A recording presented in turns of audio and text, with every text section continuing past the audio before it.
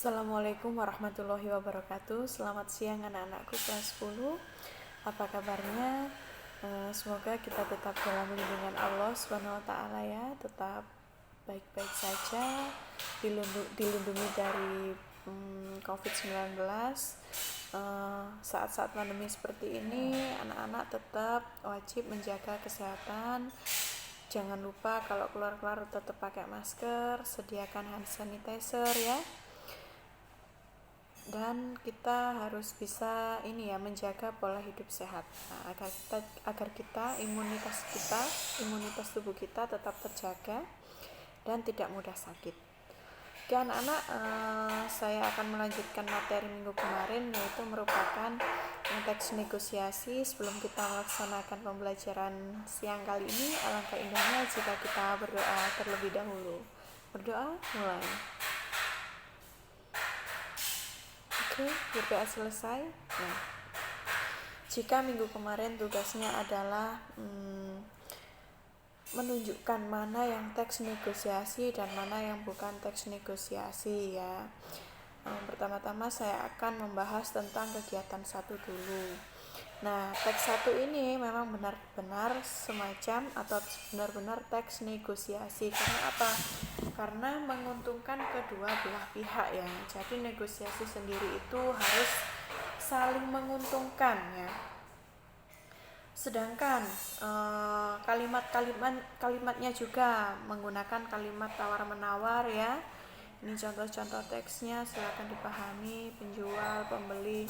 Jadi pembeli melakukan penawaran. Jadi teks 1 ini memang benar-benar adalah sebuah teks negosiasi. Sedangkan untuk yang kedua yaitu teks HP baru. Dilihat dari bahasa dan bentuknya.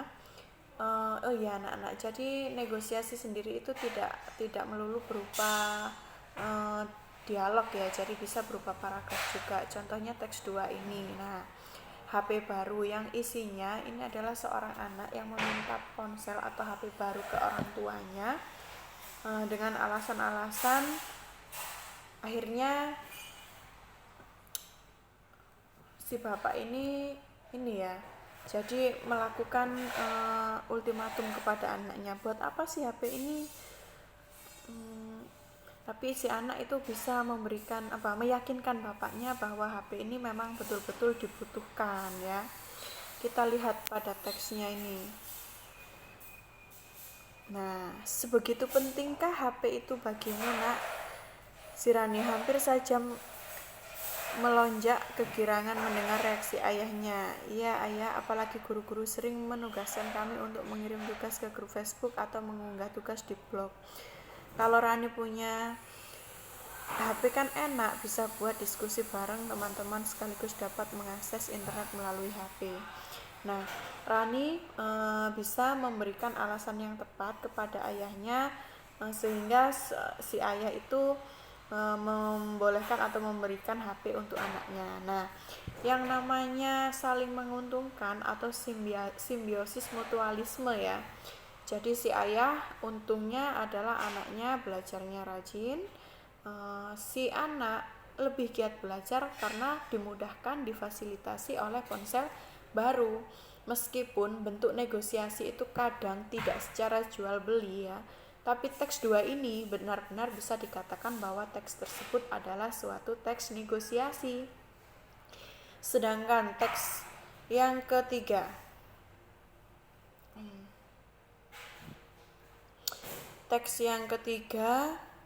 terima kasih Bu Mia. Nah, ini adalah sebuah cerita yang pada saat pembelajaran pergantian jam. Jadi Bu Mia ini masuk kelas sedangkan anak-anak belum mengganti baju atau belum bersiap untuk mata pelajaran berikutnya. Jadi masih menggunakan pakaian olahraga dan mereka merengek capek dan sebagainya ya. Sehingga seorang siswalah yang meminta untuk kelonggaran ke Bu Mia ya. Jadi kalau dilihat dari teks tersebut, teks 3 ini adalah tidak termasuk dalam teks negosiasi. Karena apa? Karena tidak saling menguntungkan, tidak menguntungkan kedua belah pihak. Jadi keduanya memiliki kesepakatan yang berat sebelah ya. Bumia merugikan jamnya, waktunya untuk anak-anak, sedangkan anak-anak mendapatkan keuntungan dari waktunya Bumia. Nah, disitulah anak-anak kita pahami bahwa teks negosiasi itu memang tidak melulu berupa sebuah cerita jual beli ya, tapi teks negosiasi itu juga memiliki sifat-sifat tersendiri, yaitu salah satunya menguntungkan kedua belah pihak. Jadi jangan sampai berat sebelah dalam melaksanakan negosiasi. Jadi dari ketiga teks ini yang kemarin saya tugaskan untuk kalian menunjukkan bahwa teks tersebut adalah benar-benar teks negosiasi atau bukan. Jawabannya sudah saya paparkan hari ini ya, bahwa teks 1 ini adalah memang benar-benar teks negosiasi. Yang kedua juga meskipun bentuknya tidak dalam jual beli ya, silakan diingat. Dan sedangkan yang ketiga, terima kasih Bumia, ini adalah bukan merupakan teks negosiasi dengan alasan karena teks tersebut tidak menguntungkan kedua belah pihaknya. Nah, sekarang anak-anak silahkan mengerjakan tugas ya. Mengerjakan tugas yang berada di halaman Oh iya, anak-anak apabila kurang jelas atau kurang paham, jangan takut atau sungkan untuk WA ke Bu Ratna ya. Silakan ditanyakan apa yang anak-anak belum paham. Sebentar, saya cari kolomnya dulu.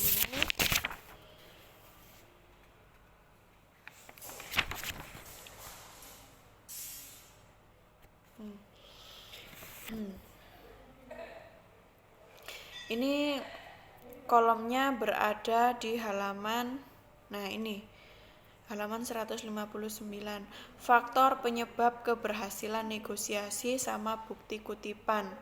Nah ini silahkan tugas 1, tugas 2 sama tugas 3 dibuat kolom seperti ini ya.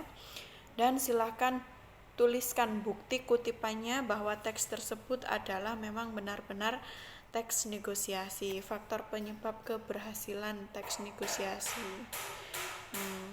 Faktor keberhasilan atau penyebab keberhasilan teks negosiasi yang pertama yaitu adanya tawar-menawar, terus kesepakatan dari kedua belah pihak itu. Nah itu, jika keduanya sudah mendapatkan kesepakatan mufakat, maka teks tersebut bisa dikatakan teks negosiasi, seperti itu. Ya anak-anak, saya sampaikan di video ini juga, jangan lupa nanti kalian checklist kehadiran di kolom Facebook sama di grup WhatsApp seperti biasanya ya. Itu saja materi kita hari ini. Untuk tugasnya saya rasa cukup jelas, jadi yang kemarin kalian simpulkan mana yang negosiasi dan mana yang bukan, silahkan dituliskan atau dimasukkan ke dalam kolom di halaman 159, melainkan teks 1 antara jual beli mangga itu ya, terus yang kedua adalah HP baru, dan yang ketiga adalah terima kasih Bumia. Sudah jelas kan? Yang ketiga teks yang saya contohkan itu adalah merupakan 2 dari teks negosiasi dan satunya adalah bukan teks negosiasi dengan alasan karena pada teks cerita terima kasih Bumia di situ kedua belah pihaknya tidak sama-sama mendapatkan keuntungan melainkan berat sebelah, hanya anak-anak atau siswa saja yang mendapatkan keuntungan serta Bumia tidak mendapatkan keuntungan, hanya mendapatkan kerugian, jamnya habis digunakan untuk anak-anak ya. Oke, sekian, saya rasa tugas sudah cukup jelas. Saya akhiri. Wassalamualaikum warahmatullahi wabarakatuh. Apabila Bu Ratna ada salah kata atau bahasa yang kurang mengenakan, Bu Ratna mohon maaf yang setulus-tulusnya. Sekian.